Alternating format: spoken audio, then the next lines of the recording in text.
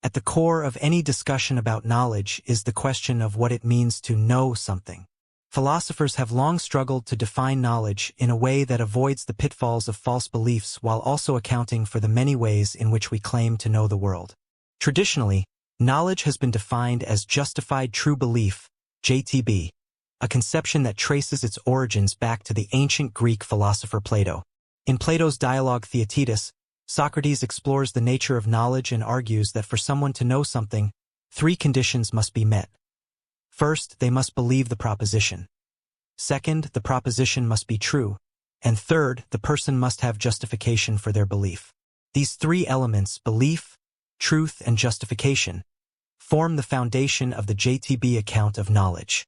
According to this view, knowledge is not merely subjective or a matter of personal opinion, but involves a relationship between the individual and objective reality.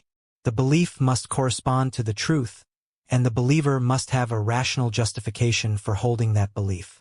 However, over time, philosophers have come to recognize that the traditional JTB definition has its shortcomings. The most famous challenge to the JTB account came from Edmund Gettier in the 1960s, whose Gettier problems presented counterexamples in which someone could satisfy the conditions of justified true belief but still lack knowledge. In these scenarios, individuals may hold true beliefs that are justified in a way that seems rational, yet the beliefs are based on faulty reasoning or lucky guesses. Gettier's examples highlight the need for a more refined understanding of what it means to know something, sparking a wealth of philosophical literature on the nature of knowledge and its justification. In response to Gettier's challenge, philosophers have proposed various alternatives to the traditional JTB account. Some have suggested that knowledge involves not just justification, but also reliability, positing that beliefs are only knowledge if they are produced by reliable cognitive processes, such as perception or reasoning. Others have suggested that knowledge requires coherence with a larger system of beliefs. These theories of epistemic justification, including reliabilism and coherentism, offer more nuanced ways of thinking about what it means to know something. While the concept of knowledge has been central to philosophy for millennia, skepticism has been equally influential, questioning whether true knowledge is even possible. The roots of skepticism can be traced back to ancient Greek philosophy, where figures like Pyrrho of Elis and the members of the academic skeptics cast doubt on the human capacity to attain certain knowledge. Pyrrho, often considered the founder of philosophical skepticism, argued that because our senses and reasoning processes are fallible, we should suspend judgment on all matters.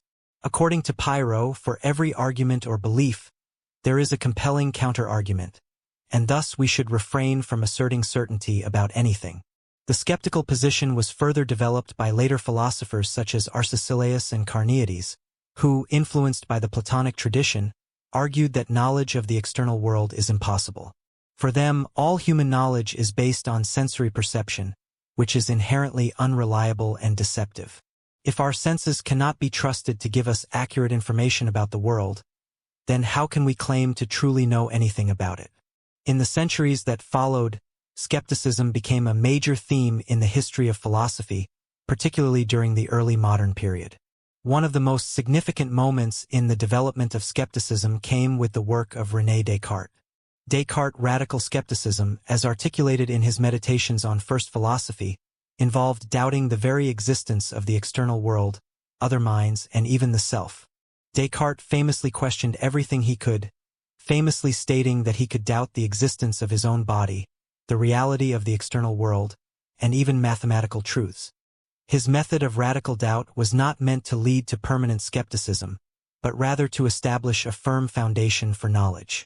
Descartes' conclusion, cogito ergo sum, I think, therefore I am, was his attempt to find an indubitable truth that could serve as the foundation for all further knowledge. Even if an evil demon were deceiving him about the external world, Descartes realized that his own existence as a thinking being was certain. Despite Descartes' conclusion that the self is certain, his skepticism regarding the external world remains a powerful challenge. How can we be sure that the world outside of our minds truly exists? How do we know that the perceptions we experience are reliable? Descartes' skepticism about sensory knowledge set the stage for later debates about the nature of perception and the limits of human knowledge.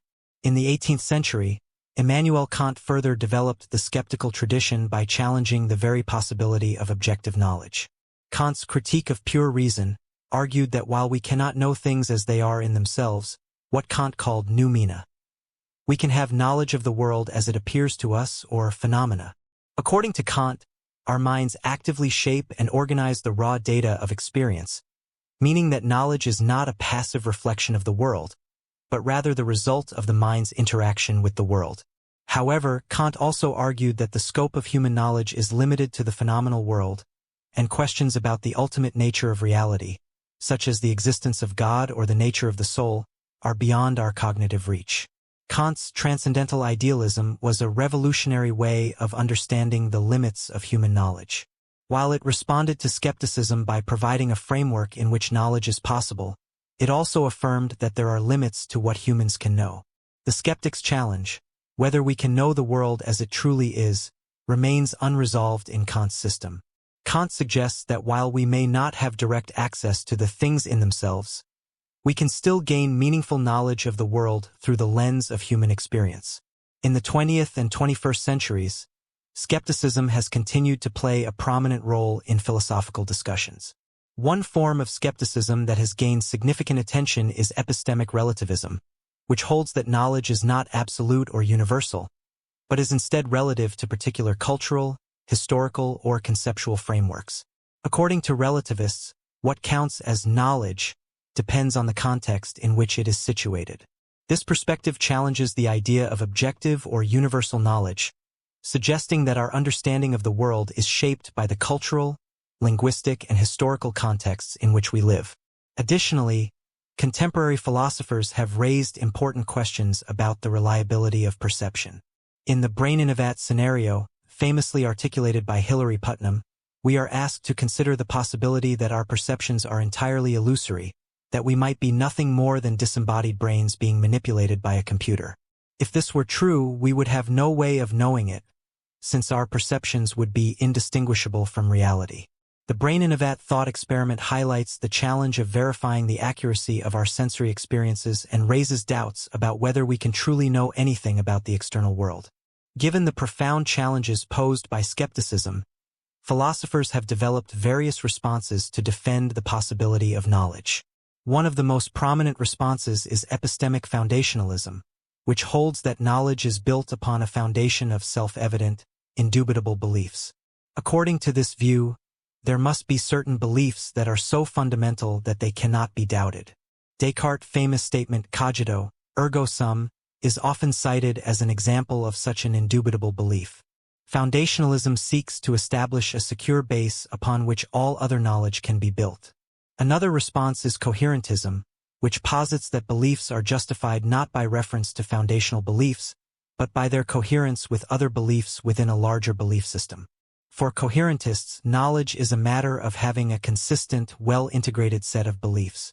Even if we cannot be certain of individual beliefs, the overall coherence of our belief system provides a form of justification for our claims to knowledge. Coherentism rejects the need for an unshakable foundation, focusing instead on the internal consistency of beliefs. Reliabilism offers another response to skepticism by focusing on the reliability of the cognitive processes that generate beliefs. According to reliabilists, knowledge consists of beliefs that are produced by reliable processes, such as perception, memory, and reasoning. Even if we cannot be absolutely certain of the truth of our beliefs, we can be justified in claiming knowledge if our cognitive faculties are generally reliable in producing true beliefs. Finally, some philosophers take a more pragmatic approach to skepticism, as seen in the work of figures like William James and Richard Rorty.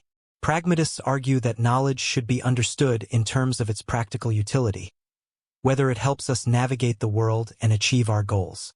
According to this view, beliefs that lead to successful action and problem-solving can be considered knowledge, even if they do not meet strict epistemic standards of certainty. The relationship between knowledge and skepticism is a central concern in philosophy, one that continues to inspire deep reflection and debate. Skepticism challenges the very possibility of knowledge, forcing philosophers to grapple with the limits of human cognition, the reliability of perception, and the nature of justification. Despite the profound challenges posed by skepticism, Various philosophical responses have sought to defend the possibility of knowledge, offering alternative conceptions of belief, justification, and truth. While we may never arrive at absolute certainty, the pursuit of knowledge remains a fundamental and motivating force in human thought. Through our ongoing engagement with skepticism, we deepen our understanding of the complexities of human experience and the limits of what we can truly know. Thank you for accompanying. Don't forget to like and subscribe to the channel and leave a comment below so we can discuss. Wish you and your family good health.